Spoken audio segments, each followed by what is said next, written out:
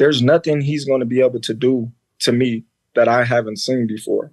The boxing world has been eagerly anticipating the rematch between Terence Crawford and Errol Spence Jr. The two fighters recently jumped on an Instagram live session ahead of their rematch, adding a new level of spice to their rivalry. Errol Spence, who is making his return to the sport after almost 2 years off, was on the call first.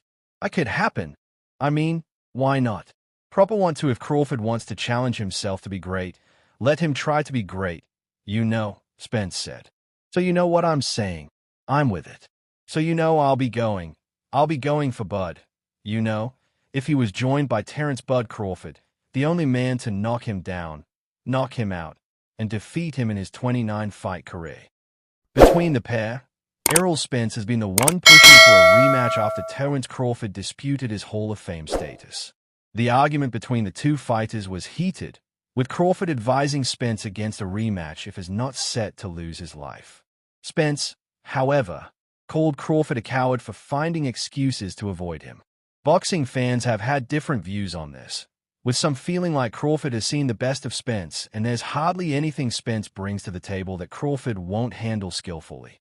Others think his 2-year stint outside the boxing ring may have helped him as a boxer and as a person, especially his separation from Derrick James.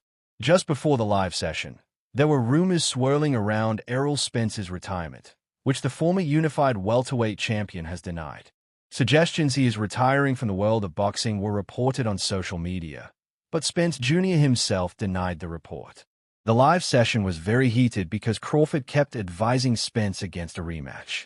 Errol Spence has suspended other matches until he meets Terence Crawford, while Crawford is set to use the fight as a tune-up before he participates in the biggest fight of the year against Canelo Alvarez.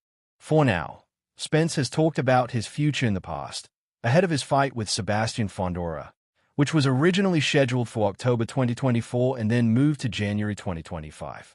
"Might be the last time you see me," he wrote on social media. Somewhere in California, Oscar de la Hoya is residing in his palatial estate with his hand on his chin and with Errol Spence in his mind for Virgil Ortiz. He knows that Ortiz, who is undefeated with 23 wins in 23 fights, including 21 knockouts, has earned a shot at one of the three champions. "Imagine if they can put Errol Spence versus a Virgil Ortiz in Dallas at Jerry's World, an Omega event," continued de la Hoya. "That would sell out the place. And that's our job, you know, as a promoter, is to get him the best fights possible. The stakes couldn't be higher if Alvarez beats Crawford to land the undisputed crown for a second time. Despite the natural adversity Crawford will need to go through, he is confident he is the best fighter pound for pound and will prove so in their clash." Errol Spence, on the other hand, has several options in front of him, including one that's been heavily touted by Oscar de la Hoya. It takes years for a fighter to become a star, but Oscar de la Hoya believes that's what he has in Virgil Ortiz Jr.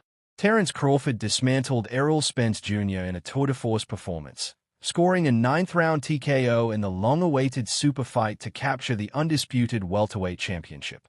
The 35-year-old Crawford buckled a blooded and swollen Spence in round 9 and was unloading unanswered shots when referee Harvey Dock mercifully ended the punishment at 2 minutes 32 seconds. Spence, 33, protested the stoppage but appeared to lose every round besides the opening frame. Crawford floored Spence in round 2 and twice in round 7, a two-fisted beatdown to wrest away the International Boxing Federation, World Boxing Association, and World Boxing Council 147-pound titles to go along with his World Boxing Organization belt. The winner is able to choose if the return bout takes place at 147 or 154 pounds. Spence said he hoped it would be at 154 pounds. Crawford, ESPN's #1 pound-for-pound boxer, is an overachiever. Nobody believed in him when he was coming up, but he made everybody a believer. Crawford, who is nicknamed Bud, traveled to Scotland in 2014 to win his first world title, a decision over Ricky Burns at 135 pounds.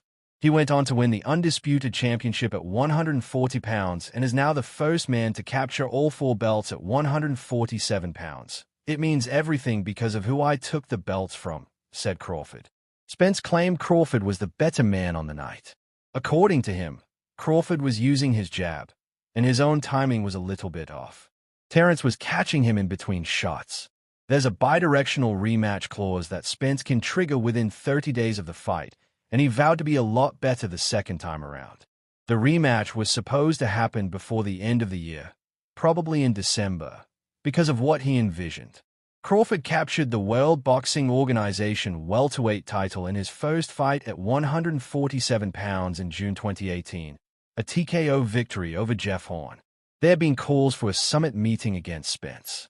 For years, one impediment loomed large: rival promoters. Crawford was promoted by Top Rank for years, whereas Spence has aligned with PBC. The companies rarely conduct business with each other, and it was a major stumbling block to the highly anticipated fight. Crawford went on to score a highlight reel 6th-round KO of David Evanzian in December in his native Omaha, Nebraska. Spence, from the Dallas-Fort Worth area, last fought in April 2022, scoring a 10th-round TKO victory over Dennis in Arlington, Texas. The Ugas fight was Spence's first since he underwent surgery in August 2021 to repair a detached retina. He was set to fight the legendary Pacquiao that month, but withdrew from the matchup because of the eye injury. Spence came back better than ever, though, just like he did when he recovered from a serious car crash in October 2019 that threatened to jeopardize his career. This is what makes the rematch between Terence Crawford and Errol Spence Jr. more than just a fight. It's a clash of styles, a battle of wills, and a quest for legacy. Whether it takes place at welterweight or junior middleweight, this is a fight that boxing fans will not want to miss. The outcome will not only determine the victor but also shape the future of the welterweight and junior middleweight divisions for years to come.